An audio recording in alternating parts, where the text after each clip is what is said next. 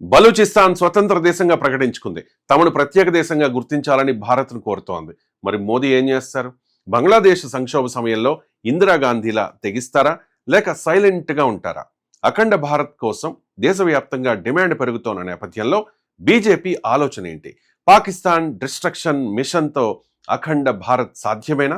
బలూచ్ తిరుగుబాటు, పాకిస్తాన్ సైన్యంతో ఘర్షణలు, బలూచ్ వేర్పాటువాద ఉద్యమాలు పాకిస్తాన్కు పెద్ద సమస్యలుగా ఉన్నాయి. ఇదే సమయంలో పాకిస్తాన్ తన రక్షణ సంబంధాలను సౌదీ అరేబియా, టర్కీ వంటి దేశాలతో మరింత బలపరుచుకోవడానికి ప్రయత్నిస్తోంది. మరోవైపు ఇరాన్తో సౌదీ అరేబియా, టర్కీ సంబంధాలకు చరిత్రలో ఎన్నో విభేదాలు ఉన్నాయి. ఇందువల్ల పాకిస్తాన్ చుట్టూ ఉన్న ఈ భౌగోళిక రాజకీయ సమీకరణాలను కొంతమంది ఒక పెద్ద వ్యూహాత్మక గేమ్లా చూస్తూ ఉన్నారు. ఇరాన్, ఆఫ్ఘనిస్తాన్, భారత్ కలిసి పాకిస్తాన్పై అధికారిక సైనిక కూటమి ఏర్పాటు చేశాయని చెప్పడానికి ప్రస్తుతం స్పష్టమైన ఆధారం లేదు. అయినా పాకిస్తాన్కు పశ్చిమ సరిహద్దుల్లో ఉన్న సమస్యలు పెరుగుతూ ఉన్నాయి అన్నది మాత్రం వాస్తవం. బలూచిస్తాన్ పాకిస్తాన్లో భౌగోళికంగా అతిపెద్ద ప్రావిన్స్. అక్కడ చాలా కాలంగా స్వతంత్ర స్వయం ప్రతిపత్తి ఉద్యమాలు ఉన్నాయి. బలూచ్ లిబరేషన్ ఆర్మీ వంటి సంస్థలు పాకిస్తాన్ ప్రభుత్వానికి వ్యతిరేకంగా సాయుధ పోరాటం చేస్తూ ఉన్నాయి. ఆగస్టు 11ను కొన్ని బలూచ్ జాతీయవాద సంస్థలు తమ ఇండిపెండెన్స్ డేగా ప్రకటించుకున్నాయి. ఇదంతా పాకిస్తాన్కు మరో పెద్ద భద్రతా సమస్య. ఇదే తరహాలో పాకిస్తాన్ ఆక్రమిత కశ్మీర్లో కూడా అసంతృప్తి నిరసనలు, ఆర్థిక సమస్యలపై ఉద్యమాలు జరుగుతూ ఉన్నాయి. జాయింట్ అవామీ యాక్షన్ కమిటీ అక్కడ ప్రభుత్వంపై ఒత్తిడి తెస్తోంది. గిల్గిట్ బాల్టిస్టాన్ ప్రాంతంలో కూడా రాజకీయ, ఆర్థిక హక్కుల సమస్యలపై అసంతృప్తి ఉంది. అఖండ భారత్ను సాధించాలనుకునే భారత్కు ఇదో మంచి అవకాశం. పాకిస్తాన్ బయట నుంచి ఓడించడం కంటే అంతర్గతంగా ఉన్న సమస్యలను పరిగణిస్తే పాకిస్తాన్ స్వయంగా బలహీనపడుతుంది. అంటే ఒకవైపు భారత సరిహద్దు, మరోవైపు ఆఫ్ఘనిస్తాన్, మరోవైపు ఇరాన్, లోపల బలూచ్ సమస్య, పిఓకేలో అసంతృప్తి, గిల్గిట్ బాల్టిస్తాన్లో సమస్యలు, ఇలా పాకిస్తాన్ పై అన్ని వైపుల నుంచి ఒత్తిడి పెరిగితే ఏం జరుగుతుంది? ఇదే ఇప్పుడు జరుగుతోన్న చర్చ. అఖండ భారత్ అనేది ఒక రాజకీయ, సాంస్కృతిక, చారిత్రక భావన.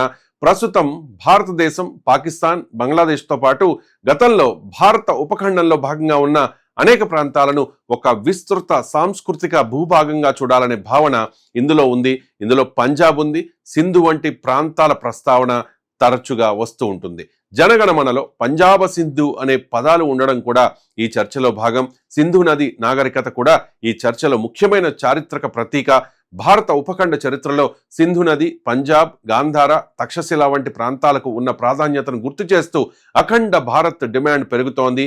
కానీ ఇక్కడ ఒక ముఖ్యమైన విషయం, అఖండ భారత్ ఒక చారిత్రక, సాంస్కృతిక భావన.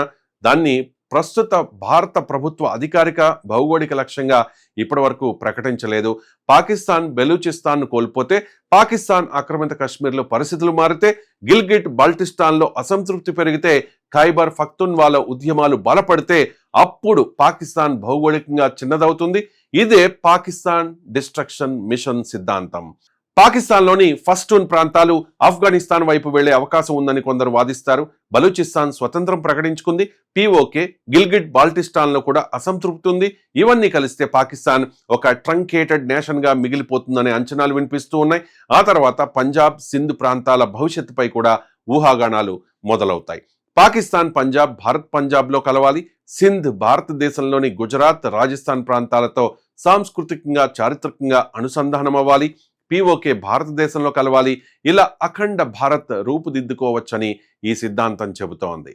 అయితే బలూచిస్తాన్లో ఉద్యమం ఉంది, పిఓకేలో అసంతృప్తి ఉంది, గిల్గిట్ బాల్టిస్తాన్లో సమస్యలున్నాయి, పాకిస్తాన్ ఆఫ్ఘనిస్తాన్ సంబంధాల్లో తీవ్ర ఉద్రిక్తతలున్నాయి. ఇప్పుడు మోదీ దోవల్ వ్యూహం అనే అంశానికి వస్తే, భారత భద్రతా విధానంలో పాకిస్తాన్ను కేవలం సరిహద్దు యుద్ధం ద్వారా ఎదుర్కోవడం కాకుండా దౌత్యపరంగా, ఆర్థికంగా, అంతర్జాతీయంగా ఒత్తిడి పెంచే ప్రయత్నాలు కూడా కనిపిస్తూ ఉన్నాయి. ఉగ్రవాదానికి వ్యతిరేకంగా భారత్ అంతర్జాతీయ మద్దతు కూడగట్టడం కూడా ఇందులో ఒక భాగం. ఇక ఆర్ఎస్ఎస్ అధినేత మోహన్ భాగవత్ చేసిన వ్యాఖ్యలు కూడా ఈ చర్చలో ప్రస్తావనకు వచ్చాయి. పాకిస్తాన్ ప్రజలను, పాకిస్తాన్ పాలనా వ్యవస్థను ఒకేలా చూడకూడదని, ప్రజలతో శత్రుత్వం లేదని చెప్పే భావన ఆ వ్యాఖ్యల్లో కనిపిస్తూ ఉంటుంది. భారత్ పాకిస్తాన్ల మధ్య, అంటే భారత్ పాకిస్తాన్ ప్రజల మధ్య సాంస్కృతిక సంబంధాలు పూర్తిగా తెగిపోలేదని కూడా ఈ వాదన చెబుతోంది. బాలీవుడ్ సినిమాలు, భారతీయ సంగీతం, భారతీయ వినోదం పాకిస్తాన్లో కూడా ప్రజాదరణ పొందుతాయి. నేరుగా వాణిజ్య పరిమితులు ఉన్నప్పటికీ కొంతమంది భారతీయ ఉత్పత్తుల్ని ఇతర దేశాల ద్వారా కొనుగోలు చేస్తారనే విషయాన్ని కూడా ఈ వాదన ఉదాహరణగా చూపిస్తుంది. అంటే రాజకీయంగా రెండు దేశాలు దూరంగా ఉన్నా కూడా సాంస్కృతికంగా మాత్రం ఒక అనుబంధం ఇంకా ఉందని చెప్పే ప్రయత్నం ఇది. ఇక్కడే అఖండ భారత్ సిద్ధాంతం తన చివరి వాదనను ముందుకు తెస్తూ ఉంటుంది. పాకిస్తాన్ ప్రజలు శత్రువులు కాదు, పాకిస్తాన్ పాలిస్తోన్న వ్యవస్థే ఒక శత్రువు, ఒక సమస్య అని చెప్పేసి.